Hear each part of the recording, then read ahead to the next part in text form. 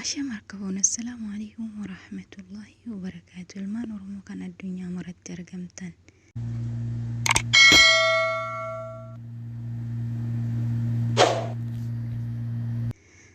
har'a waan baay'ee bareedaa fi waan gaariidha jedhu qabadhee isiniif dhufee waan haarawaa.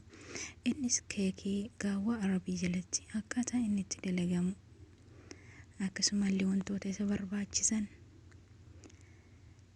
waliin ilaallaa inshaallah. Nafaana turas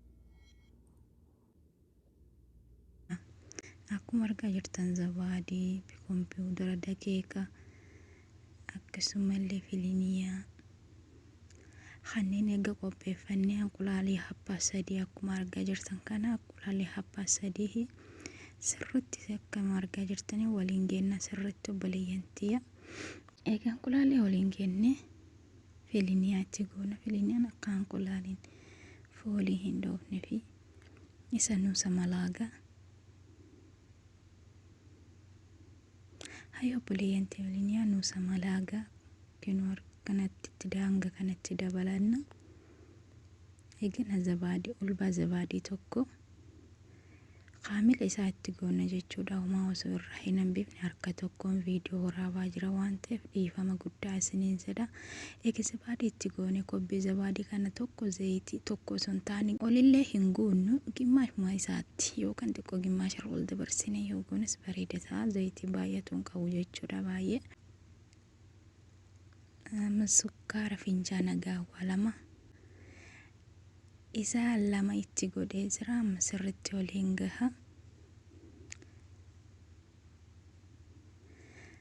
Ammallee kobbee zabaadii dabale kana isa lama daqiiqa kuweetii itti godhee jira. Amma moobii kompiitara malaagaa tokko kana fakkaata. Amma sirriitti waliin geenna obboleeyyan qaqqaalii sirriitti waliin dhoofna.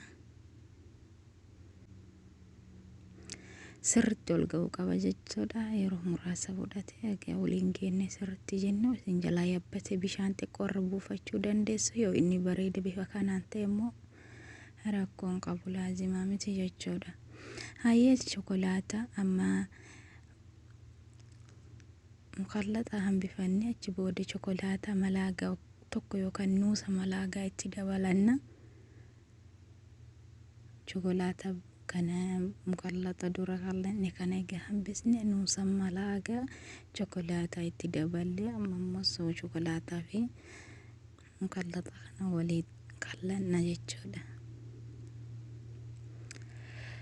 Egaa isaan waliin kallanne bifa kanaan geessine finne mukallaxa as keessa jiru kana siniyaa keessa jiru irratti goona. Akkuma argaa jirtan bifa kanaan jaayiza ta'ee qophaa'ee jira. Achiin booda furni keessa galchina.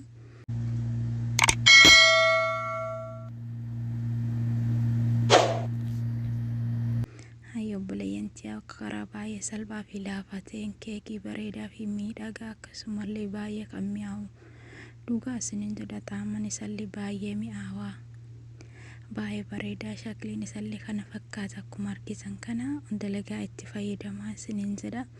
Waan isiniin galle jiraate koomantii sheer laayikii gochuun nu jajjabeessa. Hamilee nutti turaa isiniin jedha. Kan itti dhufu waliin turtii gaarii.